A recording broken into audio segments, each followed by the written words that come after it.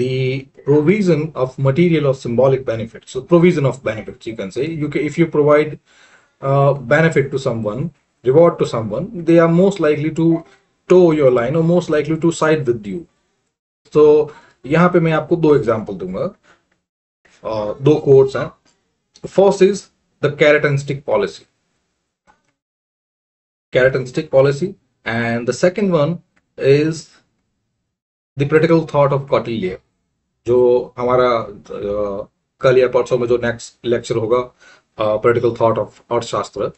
सो यहाँ पे Kautilya talk about साम, दाम, दंड एंड भेद. सो यहाँ पे जो दाम है, ये according to Arthashastra, according to Kautilya, it forms an important tool of statecraft because it is like holding up the reward power.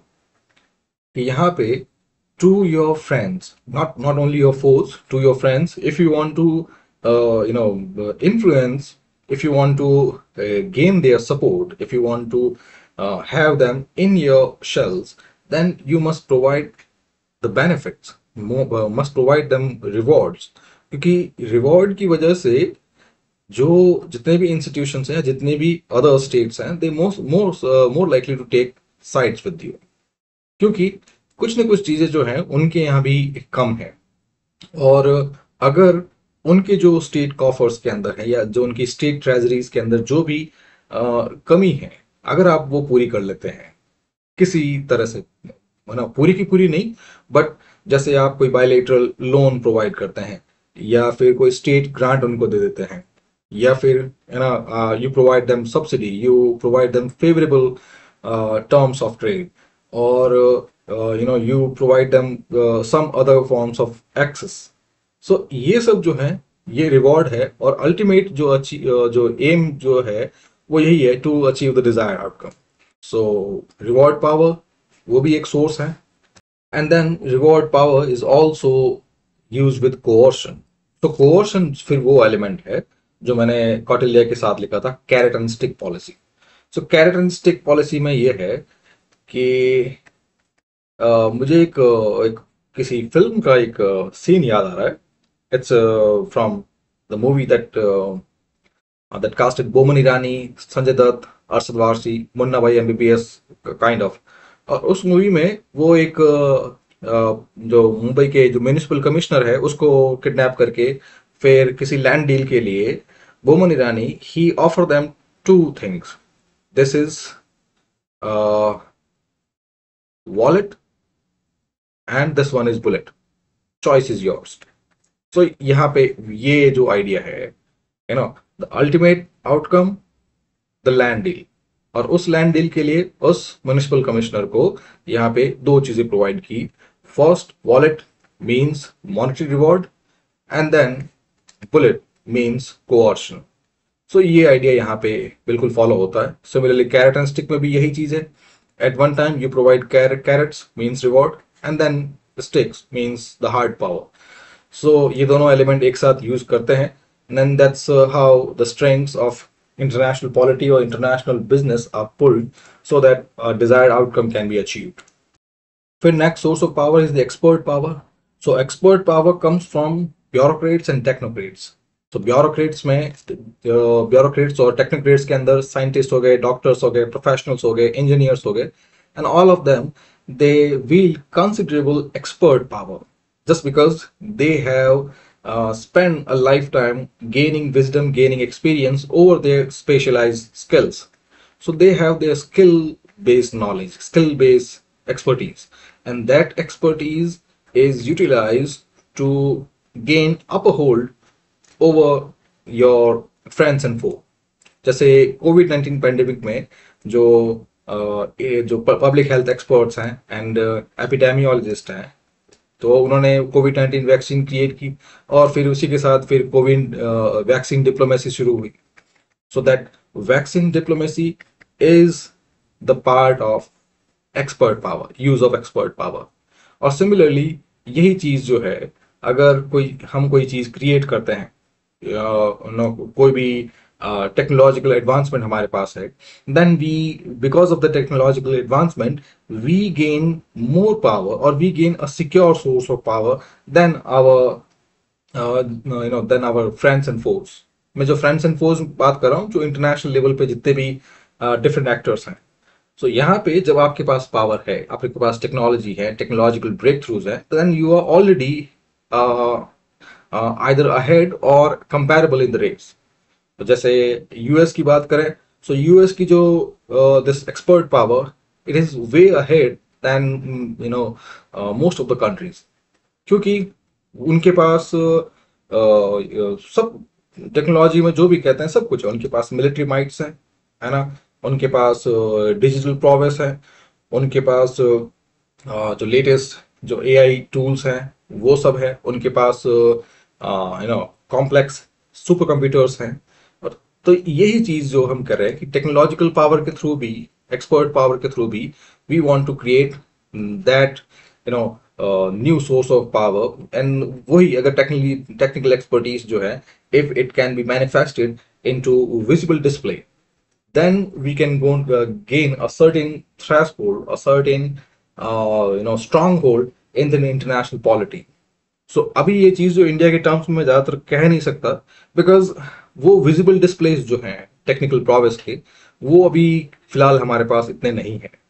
जैसे अगर हम कुछ क्रिएट करते हैं, जैसे कोई हमारी तरफ से भी कोई वेपन्स हैं, सो ऐसे वेपन जो हम दूसरी कंट्रीज को दे सके या दूसरी कंट्रीज में हम लोग वो डिलीवर कर सकें, और इवन हम मॉरल ग्राउंड पे उनको किसी कंट्री को ना दें, लेकिन अगर हमारे पास भी वो अगर खुद के न्यूक्लियर वेपन्स हो या कन्वेंशनल या किसी भी तरह के वेपन्स हो, तो वो एक तरह से डेटरेंट पावर है। एंड देन वो एक तरह से हमारी पहचान भी है इंटरनेशनल पॉलिटी में। फिर सिमिलरली सिर्फ वेपन्स की बात नहीं हो रही है, अगर टेक्नोलॉजिकल गैजेट्स के अंदर भी अगर we come up with something, some technological breakthrough, चाहे वो डिजिटल गवर्नेंस के अंदर हो, एआई के अंदर हो, वेब 3 के अंदर हो, या फिर इवन जो रिसेंटली जो हमारी प्रॉब्लम्स हैं, पैंडेमिक्स हो गया, कोविड, क्लाइमेट चेंज को लेकर हो गया, तो अगर हम ऐसे ही किसी टूल्स को लेकर आते हैं, कुछ टेक्नोलॉजिकल एडवांसमेंट हम डिस्प्ले करते हैं, देन फिर उसकी वजह से हमारी कंट्री की भी जो पहचान है वो काफी बड़ी हो सकती है। Then the next source of power is a referent power. So referent power is that subdomain of soft diplomacy और सॉफ्ट पावर। सो यहाँ पे सॉफ्ट पावर जो है एक ब्रॉडर डोमेन है, जिसके अंदर कल्चरल पर्सुएशन हो गए और other track two diplomacy, back channels हो गए, वो सब सॉफ्ट पावर के अंदर आते हैं। बट साथ में उसके अंदर एक इमोशनल एलिमेंट्स भी आता है, the emotional connection with the people और लीडर। सो ऐसे में जैसे अगर हम बात करें, बहुत लोग जो हैं अभी वो जो के पॉप वगैरह बहुत सुनते हैं, के पॉप हो गया या के ड्रामा, मतलब Korean pop and Korean music and Korean drama, ये सब देखते हैं। और थोड़े टाइम पहले एक तरह से बीटीएस का फ्लड भी आया था अपने यहाँ पे।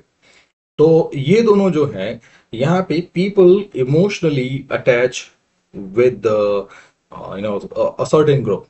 सो ये जो है, दिस इज रेफरेंट पावर।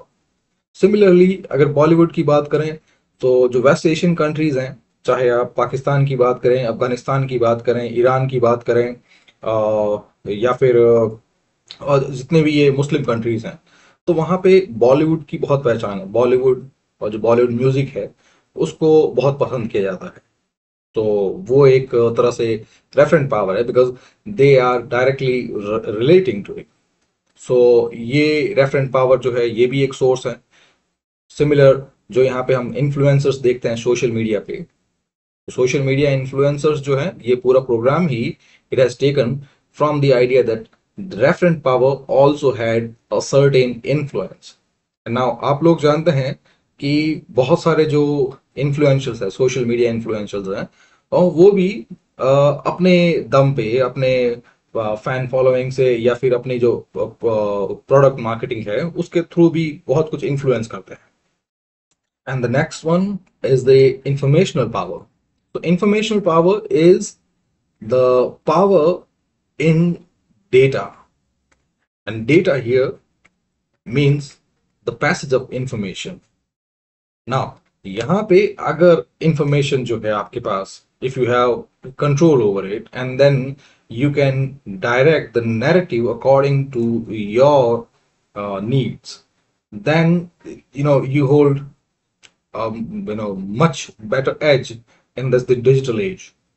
क्योंकि अब जैसे आपके पास कोई भी इंफॉर्मेशन आ रही है किसी भी चीज को लेकर, अब अगर इंफॉर्मेशन के ऊपर, उस सप्लाई लाइन के ऊपर अगर आपका पूरा कंट्रोल है कि कौन सी चीज बाहर जानी चाहिए, कौन सी नहीं जानी चाहिए, और हम लोग उसके बारे में किस तरह से, how do we criticise each other, how do we shape our opinion, how do we channelize our inner thought collectively at the global level, on and how we express ourselves, फिर how state is expressing itself, how state is conveying with the domestic and the international audience. So यहाँ पे ये पूरा information का खेल है, क्योंकि जो फैक्ट चेक वगैरह जो है वो सब बाद में आता है, पहले होता है इंफॉर्मेशन एक्सेस। और डिजिटल एज में तो आज हर एक के पास एक्सेस है, कोई भी चीज किसी भी टाइम पे वायरल हो सकती है, और ऐसे में अगर इंफॉर्मेशन पे आपका कंट्रोल नहीं रहे तो सबसे पहली जो प्रॉब्लम है, it is the fake news. और फेक न्यूज के बाद जो सेकंड है मिस इन्फॉर्मेशन। तो ये जो साइकोलॉजिकल एलिमेंट्स जो हैं ये बहुत ज्यादा हो रहे हैं डिजिटल एज के अंदर, because we do not have that ombudsman, digital ombudsman that can, digital empire कह सकते हैं, जो ये सब चीजें उनको प्रूफ रीड कर सके, फैक्ट चेक कर सकें। सो कोई फैक्ट चेक अथॉरिटी हमारे पास है नहीं, सो फिर हर कोई जो है they are dipping their hands in this misinformation dam, और फिर हर कोई जो है अपने हिसाब से, अपने इंटरप्रिटेशन के हिसाब से they are coming over and they are spreading their own news. So sometime fake news जो है वो बहुत ज़्यादा सर्कुलेट हो जाती है, वायरल हो जाती है। फिर डिफरेंट नैरेटिव्स, वो भी बहुत बड़ी चिंता हो गई आज के टाइम में, that the interpretation it must be secure, क्योंकि अब सच क्या है वो किसी को जानने की जल्दी नहीं है, किसी को फर्क भी नहीं पड़ता what the truth is. All they care about is the interpretation, कि कोई चीज जो है किस तरह से it has been, it is being expressed. So let's say थोड़े टाइम पहले मॉब लिंचिंग वाले, और मॉब लिंचिंग, बीफ स्मगलिंग, और जो माइनॉरिटीज हैं उनके कन्वर्जन को लेकर, तो ये सब चीजें जो है, ये लव जिहाद वगैरह, जो ये काफी सारे हर एक सोशल मीडिया चैनल पे यही चीजें जो है बार बार सर्कुलेट हो रही थी कि यहाँ पे ये हो रहा है, कोई बीफ स्मगल कर रहा है तो उनकी मॉब लिंचिंग हो रही है, फिर लव जिहाद हो रहा है, कुछ कन्वर्जन्स हो रहे हैं। तो यहाँ पे अब इनमें सच है कि झूठ है वो नहीं, जो इंटरप्रिटेशन है, जिस तरह से उसको प्रेजेंट किया जाता है उस न्यूज को, तो वो फिर एक सेंसेशनलाइज हो जाती है। और सेंसेशन जो है it is a factor of TRP and then it gets viral, because algorithms जहाँ जिस पे डिजिटल एज काम करती है, the algorithm they favour sensations, क्योंकि सेंसेशन से वो चीज़ वायरल हो जाती है, वायरल से फिर डेटा कंजम्पशन बढ़ता है, डेटा कंजम्पशन बढ़ने से उनको प्रॉफिट्स होते हैं, और it's all that they care about. और फिर साथ में कोई फैक्ट चेकिंग मशीन है नहीं, तो फिर अल्टीमेटली नो इंफॉर्मेशन पावर जो है वो फिर डिस इन्फॉर्मेशन या मिस इन्फॉर्मेशन पावर हो जाती है। सो इसी वजह से आज जो है बहुत सारी इंटेलिजेंस एजेंसीज जो world over, they keep a good hold over the narrative presentation, कि इंटरप्रिटेशन जो है वो उनके खिलाफ ना हो जाए। They must have a tight control over the passage of info. फिर let's move on to the element ideology and power. Now ideology is the set of belief through which power is accepted. Now एक बहुत ही crude definition है, but आपके समझने के लिए एक अच्छा पैमाना है, दैट पावर जो है it has to be accepted, otherwise कोई भी आदमी कह सकता है कि मैं पावरफुल हूँ, मैं किंग हूँ, मैं प्रेसिडेंट हूँ, कोई भी कॉन्स्टिट्यूशन, कोई भी रूल ऑफ लॉ आ सकता है, कोई भी majority, they can impose there law, they impose there, है ना, देयर ओन फोर्स। सो ऐसे में उसको, उस आइडिया को, उनके जो इस बिलीफ है, the distorted version of belief है, उसको काउंटर करने के लिए हमारे पास एक ही पैमाना है, दैट इज एक्सेप्टेंस। क्या उस पावर को लोगों ने एक्सेप्ट किया है? सो अब पावर को, जो भी पावर है, the the power of state to govern people, and it has to be accepted. और उसके लिए दे कम्स द आइडिया। किस आइडिया की वजह से लोग उस पावर को एक्सेप्ट करते हैं? ना, वो आइडिया जो है, it is a set of beliefs. अब उसमें बिलीफ्स हैं, वैल्यूज हैं, आइडियल्स हैं, एस्पिरेशंस हैं, प्रिंसिपल्स हैं। वो सब गवर्न करते हैं कि यस, लोग उस पावर को किस तरह एक्सेप्ट कर रहे हैं। और इसको और घुमाने की जगह डेमोक्रेसी की बात करते हैं। नाउ डेमोक्रेसी के अंदर we accept it that power should flow from people. The source of power, it is the people. Now, अब उसके बाद लोगों को पावर देने की वजह, उसका आइडिया, तो आइडिया ये है कि जो किंग है, मोनार्क्स है, rulers, emperors, even bureaucrats, experts, वो सब जो है, they will never address the concern of people, and people will be at the receiving end. So ultimately power लोगों के पास रहनी चाहिए, उसका आइडिया ये है। सो यही सेम आइडिया जो है रूल ऑफ लॉ का है, यही सेम आइडिया जो है लिबरल प्रिंसिपल्स का है। सो आइडिया जो है वो किसी भी concept को, whether it is a concept of power, whether it is a concept of democracy, whether it is a concept of existence, a concept of the rule of law, उन सब में वो आइडिया जो है उस कॉन्सेप्ट को acceptance provide करता है। और साथ में आइडियोलॉजी जो है, it sustains existing power structure by legitimising them. Means यहां पे जो लेजिटिमेसी है, you should see it as acceptance. So ultimately it is about that acceptance by people, कि लोग जो है उस आइडिया को, उस पावर स्ट्रक्चर को, उस सोशल हायरार्की को एक्सेप्ट कर ले। तो जैसे कास्ट सिस्टम की बात करते हैं, अब we we never question it, nobody question की कास्ट सिस्टम आया कहां से, बट हमारी साइकी में, हमारी कलेक्टिव कॉन्शियसनेस के अंदर दिस फ्रेमवर्क इज एक्सेप्टेड। हर कोई जो है एक्सेप्ट कर रहा है कि मैं राजपूत हूँ, मैं बनिया हूँ, मैं गॉड ब्राह्मण हूँ, मैं ये अपर कास्ट से हूँ, मैं ओबीसी से हूँ, मैं शेड्यूल ट्राइब से हूँ, मैं शेड्यूल कास्ट से हूँ, इस तरह से। सो जो आइडियोलॉजी का कंसेप्ट यही होता है कि वो उस कंसेप्ट को एक्सेप्टेंस, एक जनरल एक्सेप्टेंस प्रोवाइड करता है, चाहे वो सही हो या गलत हो। सो एक तरह से रूल ऑफ लॉ एक पॉजिटिव कंसेप्ट है, तो साथ में ही कास्ट सिस्टम या जो डोमिनेंट हायरार्की है वो एक नेगेटिव कंसेप्ट है, बट दोनों को ही जो एक्सेप्टेंस मिलता है वो आइडियोलॉजी से मिलता है। सो आइडियोलॉजी वो फ्रेमवर्क है, जो कथा है या फिर वो साइकोलॉजिकल वर्क है, जो लोगों को बताया जाता है कि यस, आपको कास्ट सिस्टम इसके लिए सही है बिकॉज ये चीज ब्रह्मा ने क्रिएट की है। और इसी तरह से हर एक फॉर्म ऑफ आया जो पावर स्ट्रक्चर है, उसके अपने अपने कुछ ना कुछ लेजेंड्स हैं। Now ideology as a tool of social control means acceptance के बाद एक ये सेम आइडियोलॉजी जो है ये कंट्रोल करने के लिए भी यूज होती है। क्योंकि यहाँ पे जो मैं अभी साइकोलॉजिकल वर्क बताया कि जब भी कोई आइडियोलॉजी या कोई भी आइडिया लेके आते हैं, एंड दैट आइडिया आपको एक साइकोलॉजिकल लेजेंड की तरह आपको उसको समझना है कि लोगों को ये यकीन दिलाया जाता है, they people are made to believe that the hierarchy they are seeing और the power structure they are seeing, it is just inevitable and natural.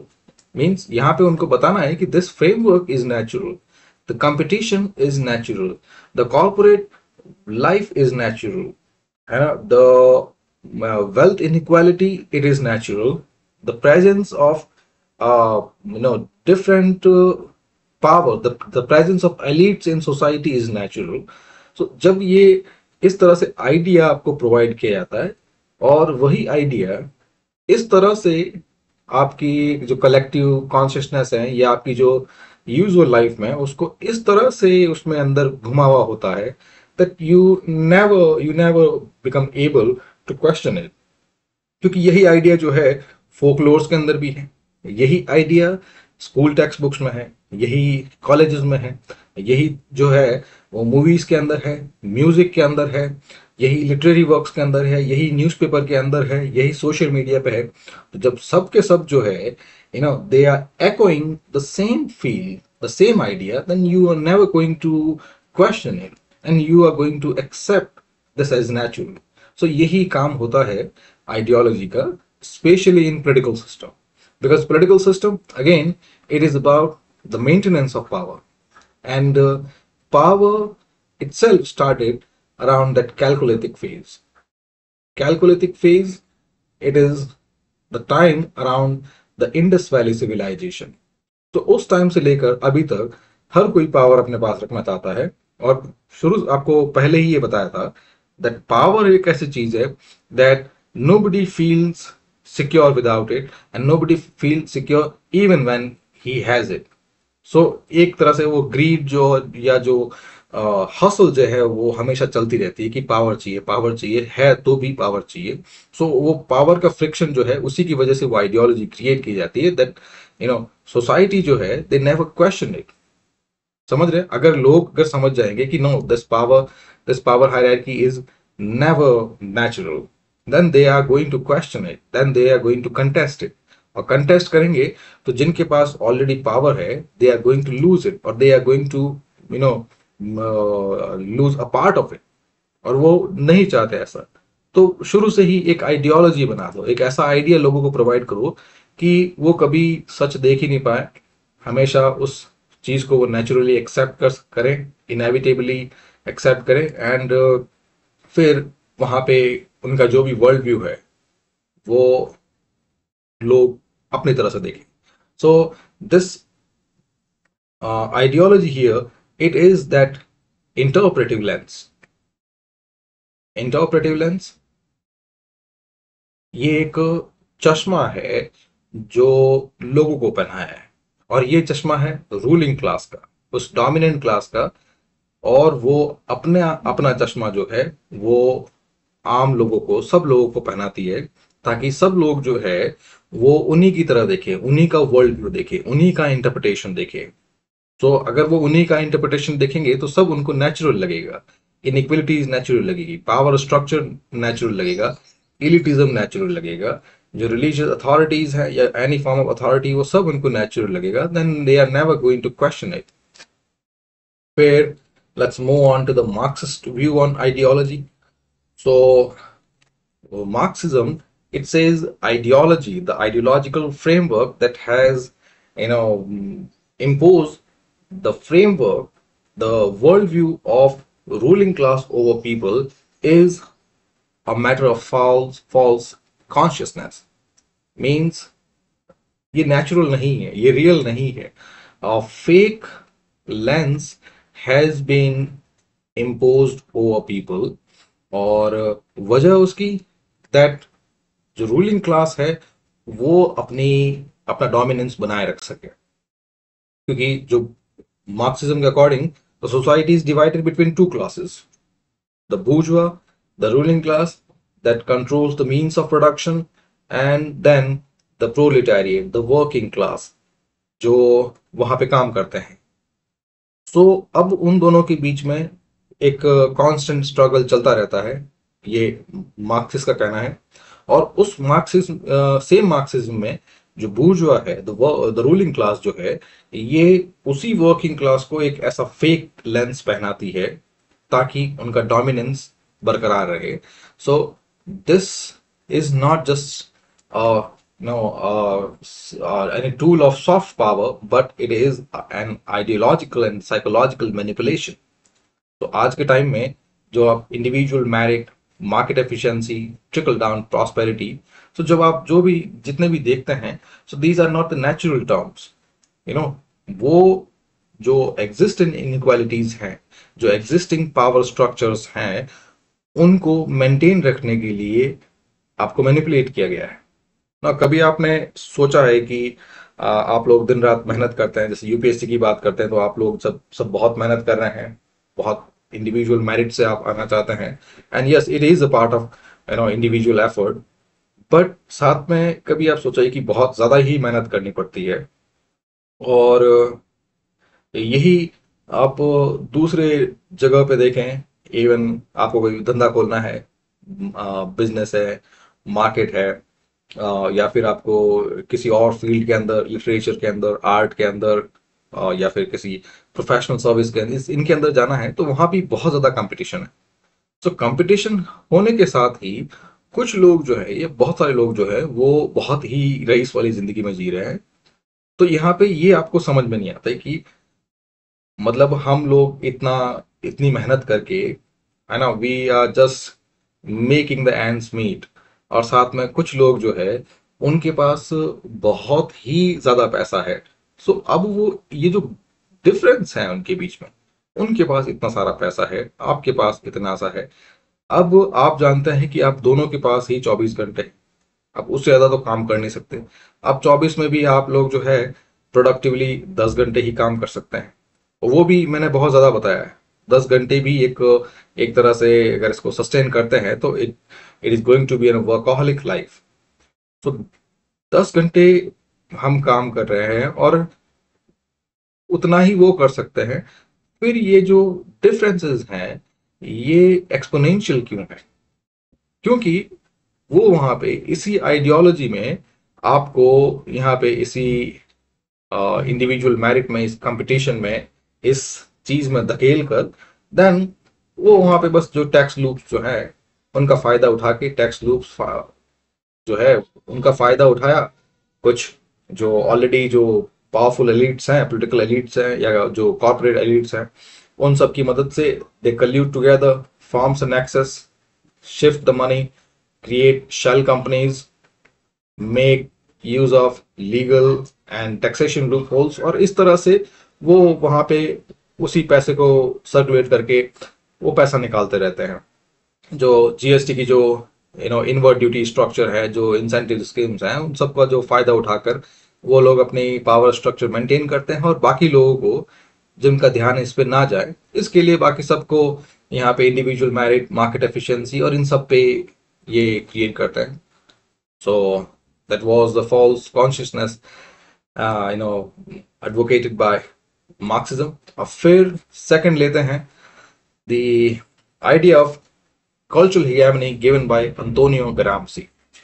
So Antonio Gramsci ने कहा कि जो रूलिंग जो क्लास है, it maintain its power not simply through coercion but also through that manufactured consent. And that manufactured consent is similar to the ideological manipulation. But that ideological manipulation or the psychological manipulation is not overt. It is not clear. It is not open one. A very subtle one. Subtle, hidden one, quite pervasive one, वो जिसको हम समझ नहीं सकते, that the kind of manipulation we can never become able to detect, क्योंकि it is quite pervasive in the way we live। मतलब अगर आप शुरू से ही एक शेल के अंदर ही आप शुरू से रहते हैं, और आप कभी शेल से बाहर गए नहीं, और सब लोग यही कहते हैं कि यही शेल ही है, तो आपको यही लगेगा कि दुनिया जो है वो उस शेल के अंदर ही है, उसके बाहर कभी नहीं। तो similarly this idea, the pervasive idea, the cultural manipulation, the psychological manipulation they undertake, it makes their worldview, their hierarchy, their dominance appear universal and natural। क्योंकि फिर वो स्कूल्स में, मीडिया में, रिलीजियस ऑर्गेनाइजेशन में, या जो भी चैनल है जिससे लोग इंगेज होते हैं, जिससे लोग समझते हैं, whether literature, Bollywood, Hollywood, Kollywood, Tollywood movies, हर टाइप का म्यूजिक, हर तरह का सोर्स, सबके अंदर वो सिमिलर एक ही जो चीज है सेम एको होती रहती है, और उसकी वजह से we can never be able to detect the right from wrong. और फिर उसकी वजह से the the power hierarchy, it is normalized between people, and people accept it as natural, as their fate। अगर एग्जाम्पल लेते हैं कंटेम्प्रेरी जैसे global capitalism and consumerism का है, तो यहाँ पे जो जो ग्लोबल कैपिटलिज्म है मींस द मार्केट। यहाँ पे आप इनको एक्सेप्ट कीजिए, the sellers. Now though sellers they need buyers, buyers means consumer, and there is a direct relationship. लोग खरीदेंगे तभी तो उनका उनकी दुकान चलेगी। अब यहाँ पे लोग लोगों के पास पैसा नहीं है, क्योंकि ऑलरेडी जो पैसा है वो उन्हीं एलिट्स के पास है, डोमिनेंट क्लास में है, जो उसी पैसे को अपने बीच के अंदर ही सर्कुलेट करते रहते हैं via shell companies, via loopholes, via exploiting all forms of fault line, by evading taxes। इस तरह से वो यूज करते रहते हैं। खैर, अब वो पैसा, सब पैसा उनके पास है। आप ऑक्सफैम रिपोर्ट देख सकते हैं कि कितनी ग्लेरिंग इनइक्वलिटीज हैं, वेल्थ इनइक्वलिटीज है, कि टॉप 10% के पास 95% वेल्थ है। सुना, अब ये जो है, अब आप समझ सकते हैं कि बाकी जो 90% पॉपुलेशन है उसके पास सिर्फ 5% वेल्थ है। तो कितना रिसोर्स क्रंच है। और उसके बाद भी ये जो कैपिटलिज्म है, ये सेलर्स हैं, ये चाहते हैं कि ये जो बाकी लोग हैं ये भी उस चीज को, अपने जो जो पैसे हैं उसको यूज करें। सो उसके लिए they create and dramatic normalisation, kind of promising values। तो जैसे they talk about competition, they talk about consumer choice, innovation, individual success, merit।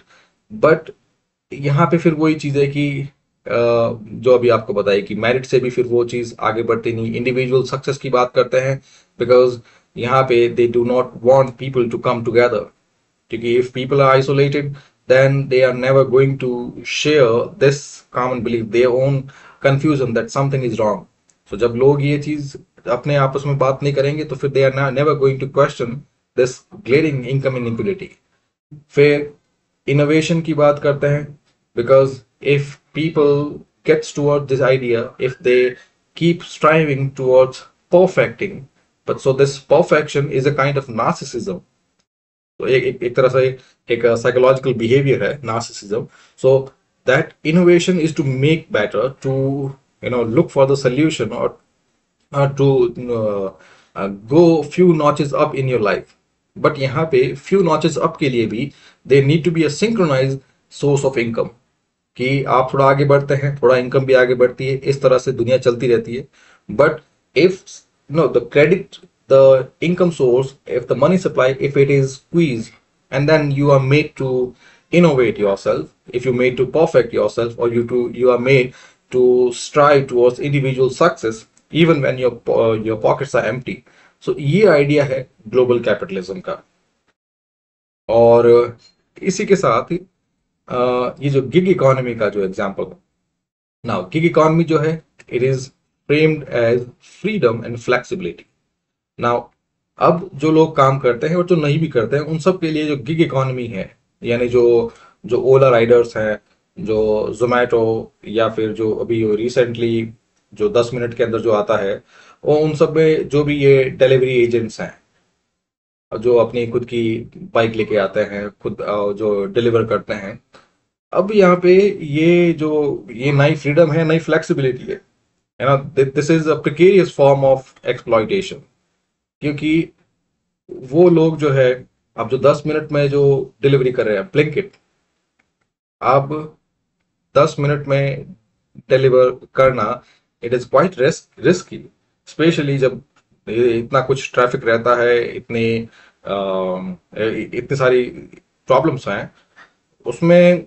10 minute में डिलीवर करना, और इवन ये भी ना लें हम, पूरा जो गिग इकोनॉमी में सब कुछ जो है, चाहे वो मैकडोनल्ड में काम करने वाले जो जो वर्कर्स हैं, जिस भी फ्रेंचाइजी में काम करने वाले जो वर्कर्स हैं, all of them they are living the precarious life, है ना, अनहेल्दी वर्क कंडीशंस, पे है नहीं, कोई सोशल सिक्योरिटी नहीं है ना, they can be accepted and fired at will. So this is another kind of exploitation which is then उसको अच्छे से मैरिनेट करके उसके ऊपर फिर फ्रीडम की टॉपिंग करके एक ग्लोबल कैपिटलिज्म का एक आइडियोलॉजिकल बुफे प्रेजेंट किया जाता है कि यस ये सही है. Then let's move on to the ideology and state. फिर जब स्टेट की बात करते हैं, so now in modern times, or in all times, the state, the authority that governs, it has always sided with those that held power, means those that held resources, and with resources came the decision making power. So ultimately power resided with those who held these two things under their thumb, resources भी हो और decision making भी हो. So we are talking about the elites, the corporate, the powerful ministers कह सकते हैं, या rich people कह सकते हैं, जिनके पास भी ये दोनों चीजें हैं. So शुरू से ही the state work with these people if not under them, क्योंकि ये जो एंटिटीज हैं, जो एलिट्स की बात करते हैं, मिनिस्टर्स की बात करते हैं, आई एम गेटिंग कंफ्यूज, क्योंकि शुरू से अगर बात करें, जब से एंशियंट टाइम से लेकर मिडीवल टाइम और मॉडर्न टाइम्स में, फिर कंटेम्प्रेरी, तो हर टाइम पे ही एक्टर्स चेंज होते हैं, बट जो कॉमन चीज है वो यही है कि हर टाइम पे कुछ ऐसे एलिट्स होते हैं जिनके पास रिसोर्सेज एंड डिसीजन मेकिंग दोनों होती है. अब चाहे वो किसी टाइम पे नगर सेठ हुआ करते थे, फिर कुछ बड़े फाइनेंसर्स हैं, है ना, बड़े कॉरपोरेट मैग्नेट्स हैं आज के टाइम में, जो बड़े बड़े इन्वेस्टर्स हैं. सो ये इन्वेस्टर हाउस हैं, कॉरपोरेट हाउसेज हैं, और एलीट फैमिलीज हैं. तो ये सब जो हैं वो एक्टर्स हैं जो पावर इन्फ्लुएंस करते हैं, and then state always side with them, क्योंकि यही जो इंस्टीट्यूशंस हैं, they provide the state to the necessary funding, or the state is an extension of them. State cannot exist devoid of these institutions, because ultimately in the background they keep pulling the strings. So आज के liberal democratic framework में overall liberal principles जो है वो लागू रहते हैं. Individual liberties की बात करते हैं, जो जितने भी लिबरल प्रिंसिपल्स हैं, लाइक प्रॉपर्टी हो गया, और जितने भी सिविक राइट्स हैं वो हो गए, फिर जो कॉन्स्टिट्यूशनल ऑब्लिगेशंस हैं, या फिर जो जुडिशियल एक्सेस हैं, तो वो सब लिबरल प्रिंसिपल्स तो है ही हैं. यहाँ पे जो इंटरनल जो स्ट्रक्चर है, इंटरनल वर्किंग जो है स्टेट की, which we call the deep state, वो जो है it is being pulled by the power hierarchy, जिनके पास ऑलरेडी पावर रहता है. सो हम ये कहें कि ideologically the state is never neutral, because यहाँ पे इट प्रायोरिटाइजेस सर्टेन पीपल और सर्टेन वैल्यूज ओवर अदर्स. सो यहाँ पे वैल्यूज में सर्टेन एक्टर्स भी हैं, सर्टेन पीपल भी हैं. So it prioritizes national security over privacy, economic growth over environmental protection, unity over diversity, and all of these ideas, they are in one way or another, they are related to that power hierarchy. जैसे यहाँ पे बात करें environmental, economic growth and environmental protection. So यहाँ पे we know कि it's the corporate speaking. फिर यही लेबर लॉज की बात करें तो अगेन इट्स द कॉर्पोरेट. फिर रिलीजियस लॉज की बात करें तो so it's the dominant class, the dominant caste, इस तरह से. फिर पॉलिसीज एंड आइडियोलॉजी की बात करें, so again public policy, they are rarely neutral, they are expressions of ideological preferences, and ideological preferences are never devoid of that dominant power hierarchy. Now यहाँ पे आपको जब एक्टर्स की बात करें, then you do not assume कि बहुत ही बड़ा कोई कॉर्पोरेट हाउस है जिसके अंदर कुछ लोग बैठे हुए हैं जो पीछे से सब स्ट्रिंग्स चला रहे हैं. No, it's the way whole society is organised. Ideology is about the organization of society. So that organization is already there, already subtle, already pervasive. यहाँ पे कोई एक सिंगल एक्टर नहीं है. बिकॉज जो अभी आपको बताया कि पुराने टाइम से लेकर अभी टाइम तक वो ऑर्गेनाइजेशन, वो पावर स्ट्रक्चर जो है वो चेंज होती रहती है, वो एक्टर्स चेंज होते रहते हैं, बट अल्टीमेटली पावर वही रहती है. यानी उसकी जगह पे कोई और आ जाएगा जो पावर का हकदार होगा या जो पावर को अक्वायर कर लेगा किसी भी तरीके से. Anyway, so when the society is already organise in such a way, so ऐसे में जो स्टेट होगा उसकी पॉलिसी, उसके डिसीजन जो हैं वो भी उस आइडियोलॉजिकल प्रेफरेंस पे अलाइन होंगे.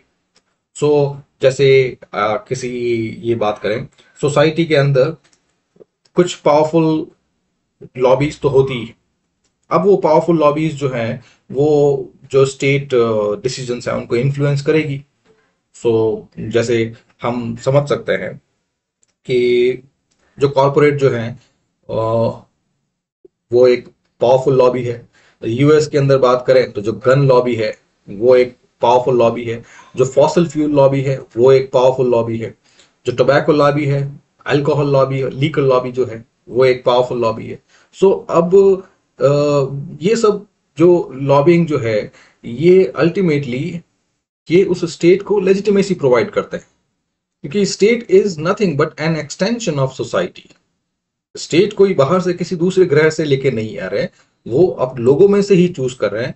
एंड लोग खुद जो है वो उस ऑर्गेनाइजेशन को बनाए रखते हैं.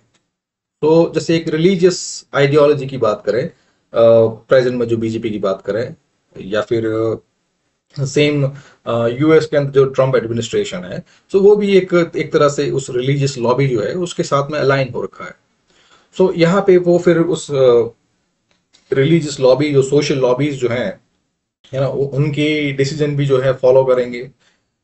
सिमिलरली अगर जो मुस्लिम कंट्रीज हैं, ईरान की बात करें या फिर ये पाकिस्तान की बात करें, तुर्की की बात करें, तो वहाँ भी जो है वहाँ की जो रिलीजियस लॉबीज जो हैं, ये जो पब्लिक मूड जो है वो फॉलो करता है. अब पब्लिक मूड को नहीं पता है कि that they are being played by that power hierarchy, but since they are already playing that role, और फिर वो उसी हायरार्की को उसी हायरार्की को वापस चलाते रहते हैं. Then comes the connection between ideology and international organization. फिर जो इंटरनेशनल ऑर्गेनाइजेशंस हैं, like United Nations, World Health Organisation, World Bank, United agents के जितनी भी एजेंसीज हैं और जितने भी टेक्निकल बॉडीज हैं, all of them they are also align ideologically. यहाँ पे भी न्यूट्रलिटी नहीं होती. सो अल्टीमेटली ये है कि how do people perceive these international organizations, because since first they are not elected by people, और यहाँ पे उनका जो एग्जिस्टेंस है, it is owed to the powerful nations. International organisation जो है वो एग्जिस्ट ही उन पावरफुल नेशंस की वजह से ही करती है. You must understand this. United nation and all the international organisations, they need funds. तो यहाँ पे उनको फंड कौन दे रहा है? तो जो उनको फंड दे रहा है, that entity is not the selfless one. They have their selfish motives. It is to maintain that power. So specially जो इंटरनेशनल ऑर्गेनाइजेशंस हैं, इनको फंड आता है अमेरिका से या यूरोप से, और रिसेंटली चाइना इस चीज को समझ गया है, तो चाइना भी जो है इन इंस्टीट्यूशंस को अपने फंडिंग के थ्रू इनको इन्फ्लुएंस कर रहा है. So international institutions, they toe the line of those who fund them. Ultimately they have their own ideological leanings. Means किसी न किसी फ्रेमवर्क पे तो वो खुद काम करते ही हैं. लाइक ह्यूमन राइट्स काउंसिल की बात करें तो अब ह्यूमन राइट्स का खुद का एक चार्टर है and it work in its function, its execution is clearly aligned with its own charter. But अब लोगों की बात करते हैं, लोग कैसे देखते हैं. सो अब लिबरल सिटीजन जो है वो इन इंटरनेशनल ऑर्गेनाइजेशन और in this case human rights council उसको ट्रस्ट करेगा अगर human rights council if it works on human right front by promoting gender equality, LGBTQ rights, labor rights, to stop exploitation, to pinpoint human rights abuses in any parts of world. So ऐसे कुछ काम करते हैं तो liberal citizens they are more likely to support it. फिर then conservative जो है may view the same organization with suspicion. Like Human Rights Council अगर एक LGBTQ rights के बारे में बात कर रही है and conservative his idea is not aligned with this particular gender identity, so वो फिर वो कहेंगे कि no यहाँ पे this thing is not working. फिर अब इंटरनेशनल ऑर्गेनाइजेशन की बात करते हैं कि यहाँ पे फंडिंग उनको नेशंस प्रोवाइड कर रहे हैं, तो फिर हम इंडिविजुअल्स की बात क्यों कर रहे हैं, लिबरल्स की और कंजर्वेटिव की, क्योंकि हम कलेक्टिव कॉन्शियसनेस में एग्जिस्ट करते हैं. सो लिबरल सिटीजन्स जो है they are also part of the same American citizenry. अब वो वहां पे लिबरल्स जो हैं अगर उनको लगेगा कि यूएन ह्यूमन राइट्स काउंसिल जो है ये वर्क नहीं कर रही है, so they will oppose their own government to fund this particular organisation. और अगर फिर उनकी फंडिंग स्टॉप होती है this organisation it will become teethless. So अब नेक्स्ट कंटेस्टेशन की बात करते हैं कि आज के टाइम में these international organizations and their ideological profile they are facing the hate. जैसे अब IMF लोन कंडीशंस की बात करते हैं, so these loan conditions they are criticized because they impose neoliberal ideology on the poor nations. So IMF loan conditions जो structural adjustment programme है जो मैंने WTO लेक्चर्स के अंदर बताया था, so ये है that the Bretton Woods institutions after the Second World War was over in 1945. So Bretton Woods institutions they came up with their own charter, and the core principle was कि जो liberal capitalism जो है ये आगे बढ़ना चाहिए, हर देश में ये लागू होना चाहिए. फिर ये है कि 1945 के बाद अमेरिका एंड यूरोप वही बचे हिगेमॉन की बात करें जिनके पास पैसा है, जिनके पास पावर है, सो या जिनके पास डीप पॉकेट्स हैं. अब ये है कि वर्ल्ड में किसी भी कंट्री, कोई भी कंट्री जो है ये इकोनॉमिक हार्डशिप फेस कर सकती है. अब इकोनॉमिक हार्डशिप के लिए जो ब्रेटन वुड्स इंस्टीट्यूशंस हैं, world bank and IMF. So IMF ये कहता है कि if you are facing any form of economic hardship we are going to provide you the relief, but this relief will have certain conditions, और वो condition है structural adjustment program. और वो usually जो होती है it's this liberal capitalism. You have to own certain changes that orient your economy towards capitalism.